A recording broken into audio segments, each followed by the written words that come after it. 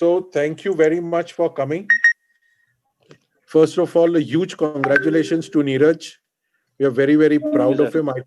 I think this is a great day for India in the history of Indian athletics, in the history of sports, that we have got not only our first medal in athletics, but a gold. So congratulations, Neeraj, once again. What I'm very pleased that Neeraj is one of our products, which has come from the juniors. He became a junior world champion, a world record holder, went and won Asian Games, went and won Commonwealth Games. One of the most dedicated, well behaved athletes, totally focused on his event. This also goes to show that the junior program, which we are doing, which is one of the largest grassroots level programs in the world, is working. And and it's a matter of time where we will see better results. This has also been a good teamwork. We've had a whole team. We created a whole ecosystem around Neeraj, starting from Dr. Banod, the chairman of our planning commission, who created the planning and coaching for him. We got him coaches, we got him foreign coaches. We've given him whatever he requested, whatever he needed, including physio, sports science, whatever he required. His competition was very meticulously planned by the chairman of the planning commission with the coaches, and I have to thank the whole team. It was a team effort led by Dr. Banot, who is the chairman of our planning and coaching committee. So I think it's a tremendous job. For me personally, I think it's a great thing, first being an Olympian, then I've coached an Olympian. But to get an Olympic gold medal during my tenure, I think that was the ultimate thing. And I was weeping when the national anthem was played. I was very emotional. So Thank you, sir. Thank you so much. I'm sorry, I'm emotional even now, but I think that is where we are, and I think this is just the beginning. This is just the beginning. You will see lots more. You will see lots more, and uh, uh, that's basically what I want to say at the moment. There's not much I can say. Just very emotional. So, thank you. May I ask Dr. Banot to say a few words, please? Good evening. It's really matter of proud, not only for the Athletic Federation or Neeraj Chopra. It is proud moment for everyone, every Indian, including the media press. What he has achieved today is almost the same what he achieved when he became the world junior champion. Just 1 meter difference. At that time, he was capable of winning the medal because medal distance during the last Olympic was less than what he did in the junior world championship. But unfortunately, the junior championship was later and the qualifying date was over. We tried with the World Athletics, IAAF, but we couldn't do it. I was very sure from day one that Neeraj will win a medal, at least silver medal. And Neeraj is one athlete who participated in the last 4 years. Wherever he has participated, he has won the gold. Starting from the World Junior Championship, it was his first Asian Games at Jakarta, and first Commonwealth Games, he won the gold in every event. And this time I was expecting good results. People were talking about Germans, but I knew, because we have the statistics with us, that they were not in form. And his first throw let me tell you, the people asked me yesterday why he's getting the second serial number, why he's not coming at the last when his distance was more than everyone else. So I was happy कि ये दूसरे number पर है और ये इस चीज का हमें फायदा होगा और फायदा ये होगा कि शुरू से ही प्रेशर बन जाएगा. नीरज एक बहुत कंसिस्टेंट थ्रोअर है and we have given all what the President Adil has mentioned, that all whatever necessary, in spite of his injury last year, he could come back, he qualified, and he has achieved his target. We are thankful to everyone, which the SAI, the government, his sponsor, and his employer, the army, everybody has contributed and everybody has had a faith in him that he will do well and provided him everything. इसका जो consistent performance देना javelin के अंदर, मैं भी काफी दिन javelin फेंका है और लोगों ने भी फेंका है, और किस प्रकार से एथलेटिक फेडरेशन बहुत दिनों से जेवलिन इवेंट्स को स्ट्रीमलाइन में लाने की कोशिश कर रही थी और जेवलिन का एक अलग कंपटीशन भी करवाया, और एक जेवलिन इवेंट है जिसके अंदर 2 फॉरेन कोच हमने इंडिया ने रखे हुए थे. तो उससे आप अंदाजा लगा सकते हैं कि we wanted to show good results in javelin and Neeraj has proved it. We all are proud of Neeraj and we hope he will achieve better performance in the future and he will dominate the world field in the javelin. All the best. Thank you very much. तो बहुत बहुत धन्यवाद आप सभी का, क्योंकि मुझे लगता है कि सबसे जो जरूरी चीज थी इस साल वो कंपटीशन खेलना था इंटरनेशनल, और मैंने फेडरेशन में ही बात की और सभी से, टॉप से, साई से, फेडरेशन से, सभी जगह से सभी ने अपना अपना सभी जगह से सभी ने अपना अपना सपोर्ट किया. और वो जो मुझे बीच में 2-3 इंटरनेशनल कंपटीशन मिले तो वो मेरे लिए बहुत ही ज्यादा जरूरी थे, क्योंकि यही सभी थे जिनके बीच में वहां पे कंपटीशन खेला. तो ऐसा ओलंपिक था, लेकिन ऐसा नहीं लग रहा था कि मैं कुछ नए गेम्स में आ रहा हूँ या फिर बहुत बड़े गेम्स में. एक ऐसा कोई प्रेशर नहीं था इस टाइप का कि मैं बड़े थ्रोअर्स के बीच में खेल रहा हूँ. ऐसा लग रहा था कि इनके साथ मैं पहले खेल रहा हूँ और मैं अपनी परफॉर्मेंस पे काफी फोकस कर पा रहा था.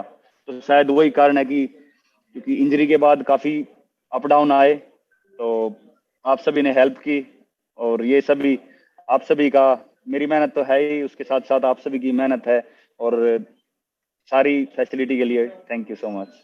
Thank you, Neeraj. Very limited questions we'll take because he's sitting in for the rope control. I have few requests. Tapas is there. Did you use Tapas? Hi Neeraj, can you hear me? हाँ जी, hello हाँ जी. Hi Neeraj, जब हम मिले थे आपसे साल के starting में, हम बात कर रहे थे कि आपकी इंजरी कंसर्न थी, आपको आप एक बहुत ही एक ऐसे दौर से जा रहे थे जब आपको बहुत स्ट्रेस था. अब वहां से लेके यहाँ तक का सफर कैसा महसूस हो रहा है, इस मेडल को हाथ में लेके कितना आप लग रहा है कि on top of the world? काफी खुशी हो रही है. ये तो मैं मतलब आपको एक्सप्लेन नहीं कर सकता कि कितनी खुशी है, लेकिन हाँ बिल्कुल वो टाइम आया था, थोड़ा इंजरी की वजह से बहुत दिक्कतें आई थी, लेकिन फिर भी सभी का साथ रहा और अच्छे से रिहैब भी हुआ और इंजरी भी सक्सेसफुल, मतलब ये जो सर्जरी भी सक्सेसफुल होगी. तो थोड़ा टाइम लगा कम बैक करने में. जो मेरा 2019 का साल था, बस उसकी थोड़ी सी वो पूरा खराब चला गया. मेहनत काफी की थी उसकी, उस साल भी वर्ल्ड चैंपियनशिप के लिए. फिर उसके बाद पूरा फोकस 2020 पे अपना ओलंपिक्स पे किया था, तो कोरोना की वजह से वो भी प्रॉब्लम होगी. लेकिन मैं धन्यवाद बोलता हूँ अपने फेडरेशन का और सभी अपनी गवर्नमेंट का कि हम वहाँ पे बाहर ट्रेनिंग कर रहे थे और मुझे वहाँ पे कंपटीशन भी मिले और मैंने वहाँ पे अपना क्वालिफाई भी किया. और मुझे याद है कि मैं इंडिया में 2019 में ओपन नेशनल हो रही थी, तो मैंने वहाँ पे एंट्री करवा ली थी और मेरी फ्लाइट टिकट भी थी. और मेरा बस ये था कि मन में कि मैं बस कोई कंपटीशन खेल लूँ, क्योंकि इंजरी के बाद जो सभी मेडल जा रहे थे वो अपने डिस्टेंस के आसपास जा रहे थे, चाहे वो वर्ल्ड चैंपियनशिप हो या कुछ भी हो. बस मेरा ये हो रहा था कि मैं खेल लूँ बस. तो मैंने सभी कुछ करवा लिया था. फिर आदिल सर से बात, आदिल सर का फोन आया कि नीरज तू ये कंपटीशन मत खेल, आगे ओलंपिक्स आ रहा है उस पर फोकस कर, क्योंकि ज्यादा प्रॉब्लम हो जाएगी. तो फिर मैंने वो कैंसिल कर दी थी और मुझे लग रहा है कि वो शायद वो अच्छा डिसीजन था, क्योंकि एथलीट को लगता ही है कि बस मैं खेल लूँ जल्दी से. तो उसके बाद फिर अच्छी मेहनत रही और अच्छे से फिट होके फिर मैंने कंपटीशन किया। Thank you. Vimal ji please quickly short. Vimal NDTV, Vimal ji. आवाज आ रही है जी आपकी? इस बारे में ये सवाल पूछना चाह रहा हूँ कि ये आपके खांडरा गांव में गया था और जयवीर का, मोनू का इसमें बड़ा कंट्रीब्यूशन है। आप उस समय जी, जब जी। वर्ल्ड चैंपियनशिप से जीतकर एनडीटीवी स्टूडियो भी आए थे और आपने कहा था जी, कि जी। जयवीर का बहुत बड़ा कंट्रीब्यूशन है। आपके साथ जो सपोर्ट स्टाफ है, जो पहले से रहे, जो शुरुआती दौर में जब आप 80 से 82 और 88 तक पहुंचे, उन सबको कैसे याद करते हैं और कितना बड़ा लम्हा है उन सबके लिए भी ये आपके? जी बिल्कुल, मुझे लगता है कि सबसे पहले जिनके साथ शुरू किया वो एक बहुत ही हमारी लाइफ में जरूरी है कि उन लोगों को भी भूलो मत जिन्होंने शुरुआत में आपको सिखाया। और जब आपको कुछ भी नहीं आता था तब उन्होंने मुझे सपोर्ट किया।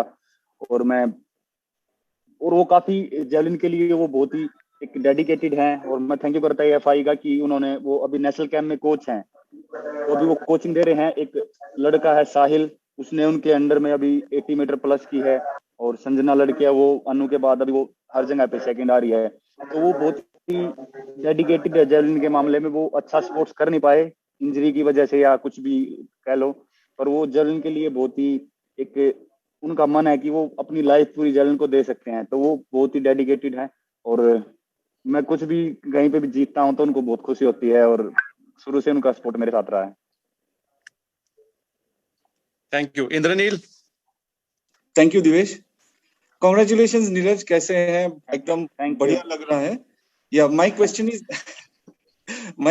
इज जैसे आप अभी विमल जी ने पूछा कि पहले आप इनके साथ प्रैक्टिस करते, मतलब इनके साथ ट्रेन करते थे और they also have contributed to you, but उस ट्रेनिंग और अभी का ट्रेनिंग जो इतना साइंटिफिकली आप जो ट्रेनिंग कर रहे हैं लास्ट 2 साल से, स्पेशली जो बायोमैकेनिकल जो भी एलिमेंट्स है अपने टेक्निक में, वो काफी अपने सुधारे हैं। तो उस ट्रेनिंग में और इस ट्रेनिंग में और प्लानिंग जो एएफआई या साई या टॉप्स या जेएसडब्ल्यू जिसी का भी ट्रेनिंग है, उसमें क्या फर्क है? क्या उसमें और इसमें क्या फर्क है और कैसे ट्रेनिंग किया आपने? देखो जी, पहले तो जब देखो एथलेटिक्स एक ऐसे गेम है कि भाई आपकी परफॉर्मेंस धीरे धीरे आती है, क्योंकि हम अपना 100% देते हैं। तो 100% आगे हमको बढ़ाने के लिए हमको थोड़ी थोड़ी करके चीज इंप्रूव करनी पड़ती है। तो काफी टेक्निकल इवेंट है। और स्टार्टिंग में हमने शुरू की थी, खासकर मेरे लिए जो मतलब ये मेरी बॉडी को समझते हैं और मेरे लिए जो ट्रेनिंग प्लान बनाते हैं वो काफी अच्छा बनाते हैं। क्योंकि इनका जो जेवलिन का एक सफर रहा है वो काफी साल से इन्होंने काफी जेवलिन थ्रोअर्स के साथ काम भी किया है अलग अलग कंट्रीज में, और काफी टेक्निक को डीपली ये समझते हैं।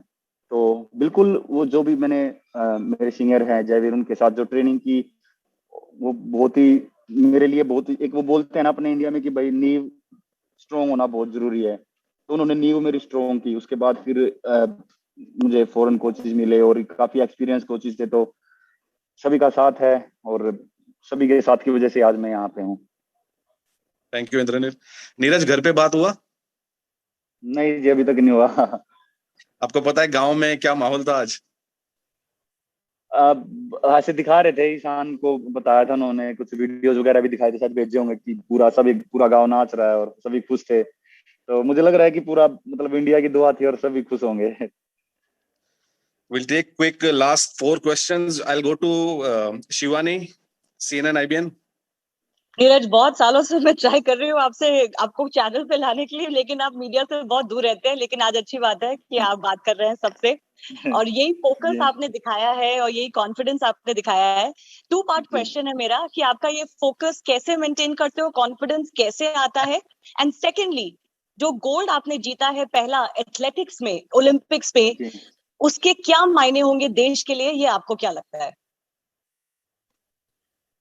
मुझे लगता है कि देखो जी, फोकस तो एक एथलीट को फोकस तो होना ही चाहिए कि अपना, हाँ मतलब इतनी मेहनत करने के लिए। और जरूरी नहीं है कि हमको बस ट्रेनिंग मतलब कंपटीशन पे फोकस करना है। हमको ट्रेनिंग में भी हमारी क्या ट्रेनिंग है, वो किस तरीके से करनी है, वो उसमें भी फोकस करना बहुत जरूरी है। कि अब कोच हमको वर्कआउट दे दे और हम बस ऐसे उसको ऐसे समझ के करें कि भाई कोच ने दिया है ये तो करना पड़ेगा, वो कहीं ना कहीं वो मुझे अच्छा लगता है। मैं सोचता हूँ कि ये मेरे लिए है वर्कआउट और मैं इसको पूरे अपने मन से करूँ।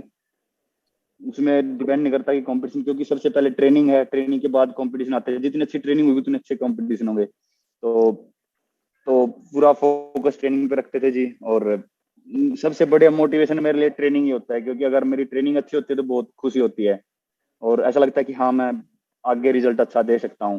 तो मैं मानता हूँ कि ये ओलंपिक जो भी है ये कोई एक एक दिन की ऐसी बात नहीं थी, इसके पीछे बहुत ही साल और बहुत लोगों की मेहनत इसके साथ है, तो तब जाके यहाँ पे मैं पहुंचा हूँ।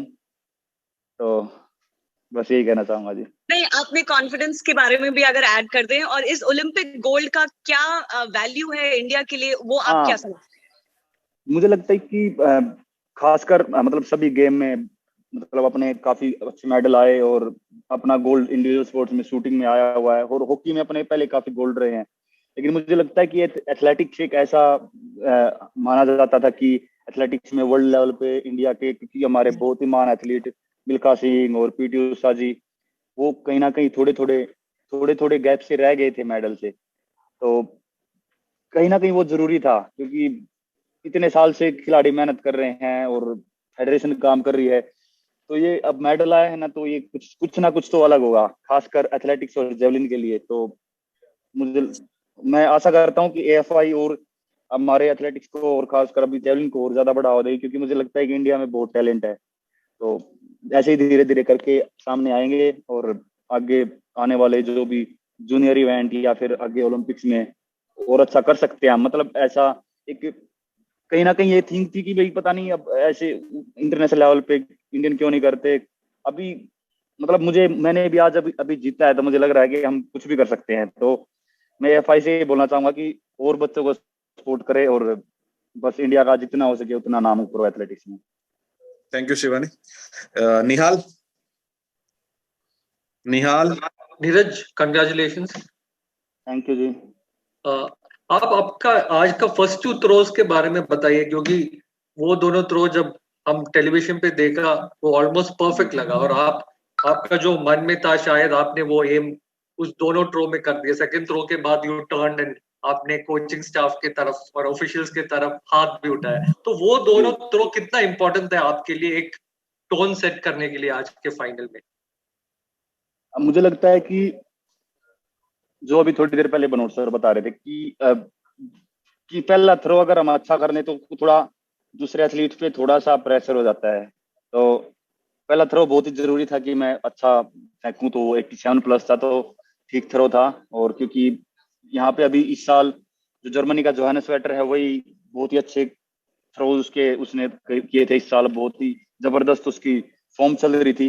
लेकिन मुझे लगता है कहीं ना कहीं ज्यादा कंपटीशन खेलने की वजह से, या फिर पता नहीं वो या फिर कोई प्रेशर था, पता नहीं वो बेस्ट स्टेट में नहीं आ सके। लेकिन बाकी जो और जेवलिन थ्रोवर थे तो सभी थे तो बेस्ट, और भी मतलब बहुत अच्छे जेवलिन थ्रोवर थे। लेकिन वो पहली थ्रो अगर लग जाती है तो खुद में भी कॉन्फिडेंस आ जाता है, और दूसरे एथलीट पे भी थोड़ा वो बनता है। फिर उसके बाद सेकंड थ्रो थी, और सेकंड थ्रो भी काफी स्टेबल थी। तो फिर मेरे दिमाग में कहीं ना कहीं आया कि मैं यहाँ पे ओलंपिक रिकॉर्ड 90.57 का था, और मेरी पर्सनल बेस्ट 88.07 थी। तो मैंने सोचा कि यहाँ पे पर्सनल बेस्ट करनी है, और पर्सनल बेस्ट के साथ साथ अगर, क्योंकि जेवलिन का पता नहीं लगता, 3-4 मीटर तक अगर हम अच्छे जगह पे थ्रो करें और अच्छी टेक्निक रहे तो 3-4 मीटर तक चली जाती है। तो कहीं ना कहीं मेरे दिमाग में आया कि ओलंपिक रिकॉर्ड के लिए ट्राई करता हूँ, और मैंने फिर अपना ऑल आउट दे दिया। वो मैंने थोड़ी देर पहले बताया था कि जेवलिन बहुत ही टेक्निकल इवेंट है, अगर चाहे आप कितनी पावर लगा लो, अगर थोड़ा बहुत भी इधर उधर है तो आपका डिस्टेंस नहीं जा पाएगा। तो मैंने बहुत ज्यादा पावर लगाई,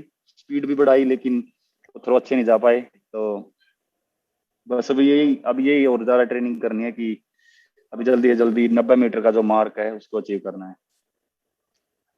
नीरज, हमारे साथ में अंजू बॉबी जॉर्ज भी जुड़ी हैं जिनका वर्ल्ड चैंपियनशिप में मेडल रहा है, तो वो आपसे लास्ट में बात करेंगे। उससे पहले मैं लास्ट 3 क्वेश्चन और ले लेता हूँ। Kiran Zee TV, Kiran Chopra, please go on. Kiran जी।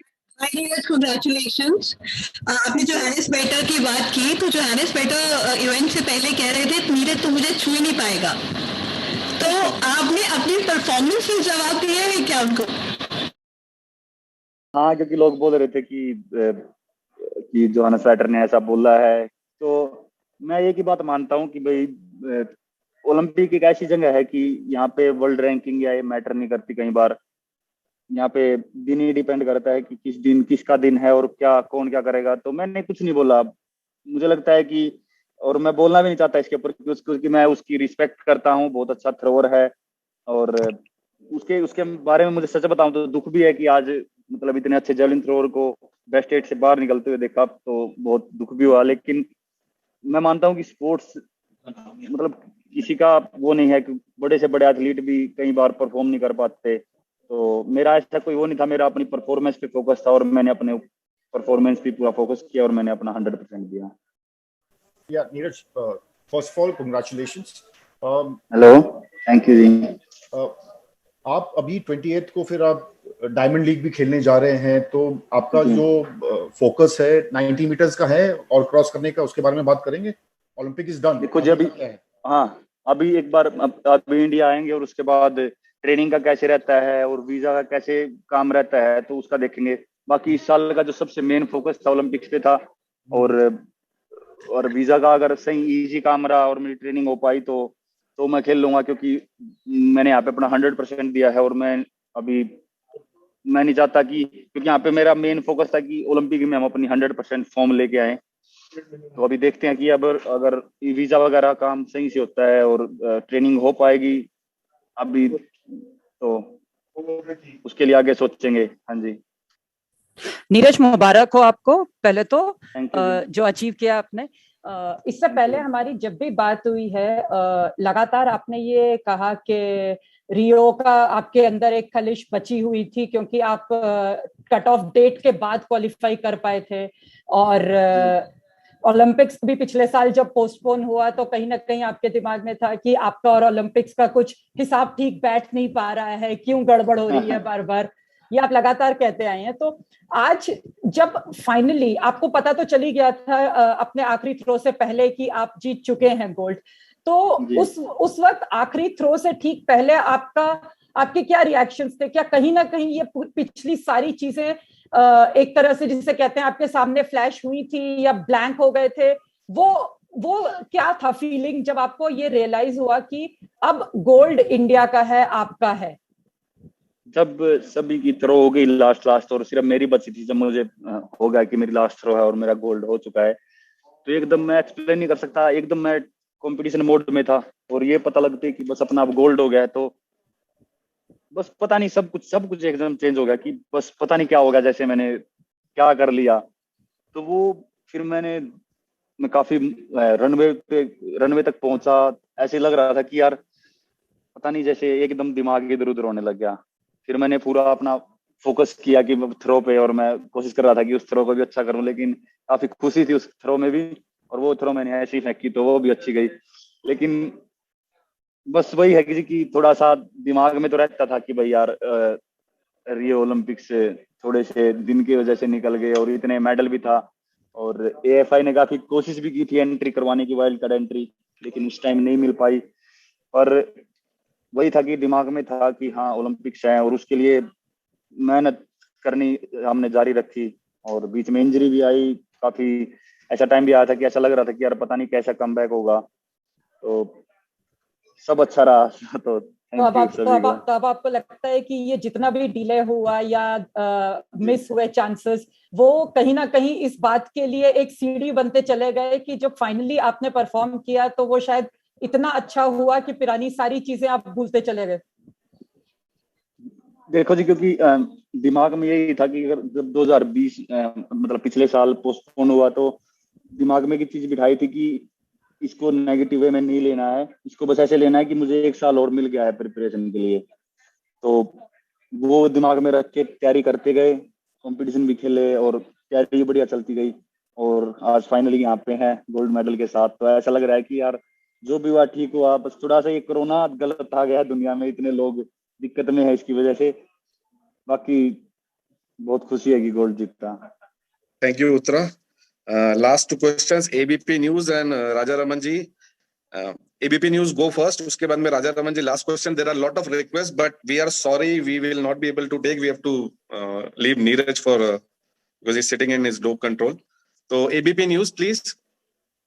से सवाल ये है नीरज कि क्या दूसरा अटेम्प्ट में जब आपके हाथ से जैवलिन निकला, क्या तभी पता चल गया था कि गोल्ड मेडल आने वाला है? गोल्ड का तो देखो जी कुछ कह नहीं सकते, लेकिन ये जरूर हो गया था कि हाँ मेरा बेस्ट थ्रो गया है ये, तो काफी ये जरूर हो गया था कि हाँ, क्योंकि गोल्ड के बारे में तो ऐसे बोल नहीं सकते पहले ही, क्योंकि हमको दिमाग में ऐसे लेके आना थोड़ा सा खतरनाक हो सकता है कि हाँ गोल्ड पक्का हो गया, तो उसके बाद हम एफर्ट नहीं लगा पाते। तो हाँ ये था कि बेस्ट थ्रो गई है और मुझे और थ्रो करनी है, पर हाँ ये जरूर हो गया था सेकंड थ्रो में कि हाँ ये बेटर थ्रो है पहले वाली से। Thank you. Raja sir. First of all thank you for what you have done, बहुत बढ़िया किया हम लोगों के लिए। Thank you. मैं सिर्फ आपसे दो चीजें जानना चाहता हूँ, दोनों भी दबाव को लेके है। एक तो एथलेटिक्स में कभी मेडल था ही नहीं और आपने गोल्ड लिया है, उसका कितना दबाव था एथलेटिक्स में मेडल लाना है? और दूसरी बात, टोक्यो में अभी तक गोल्ड आया नहीं था, तो क्या वो भी आप पे दबाव बना है कि भाई मैं इंडिया के लिए गोल्ड लाना है, किसी भी तरीके से गोल्ड लाना है? दबाव था तो कैसे उसको झेला? सर बिल्कुल, देखो एक दबाव का तो पता नहीं, लेकिन हाँ ये फीलिंग जरूर होती है कि यार एक तो खासकर एथलेटिक्स के लिए तो था ही कि भाई हाँ एक करना है, मेडल लेके आना है, लेकिन टोक्यो में कोई गोल्ड नहीं आया था, तो और सबसे लास्ट में मेरा ही इवेंट था, तो ये था दिमाग में यार कि हाँ कैसे करें। लेकिन मैं आपको सही बताऊं तो जब जिस टाइम मैं रनवे पे होता हूँ और जिस टाइम फील्ड पे होता हूँ, तो ये ज्यादा दिमाग में इधर उधर की बातें नहीं आती, तो मैं पूरा फोकस अपना इवेंट पे करता हूँ। जब मैं जैवलिन लेके रनवे पे खड़ा होता हूँ तो बस मेरा पूरा फोकस थ्रो पे होता है, तो बस वही कारण है मेरे हिसाब से कि ज्यादा प्रेशर नहीं आता, क्योंकि ऑटोमेटिक जब मैं जैवलिन लेके खड़ा होता हूँ तो वो सब कुछ पूरा फोकस जैवलिन पे आ जाता है और मैं अपना थ्रो सही से कर पाता हूँ। Thank you so much. Thank you sir. Anju ma'am. Neeraj, can you just show me that medal? नमस्ते ma'am. Namaste. Yes, ma'am. Wow. Congrats. I'm really proud of you, so much, Neeraj. Ma'am. आप सभी जो senior athlete हमारी प्रेरणा है, और आप सभी की मेहनत काफी मतलब उनकी रिस्पेक्ट करते हैं हम, क्योंकि आप सभी ने जो इंडिया के लिए किया है, और हम आपके सभी सीनियर एथलीट के कदमों पे चल रहे हैं और कोशिश करें कि हम और बेटर करते जाएं और आगे आने वाली जनरेशन अपनी एथलेटिक्स में और अच्छी हो। I'm really proud that you did better than us. It's a gold, and we could hear our national anthem, in that central stadium. See, beyond that, we cannot ask anything from you. I am really, really proud, and we all are waiting for your return, and we will be there in the airport, and we are ready to receive you back. So enjoy your night, enjoy your day. Thank you, ma'am. We all are with you, Neeraj. Yeah, happy. Thank you so I'm much, really ma'am. happy. Thank you, ma'am. Thank you, everyone. Thank you, Neeraj. All the best. Thank you so much. Thank you.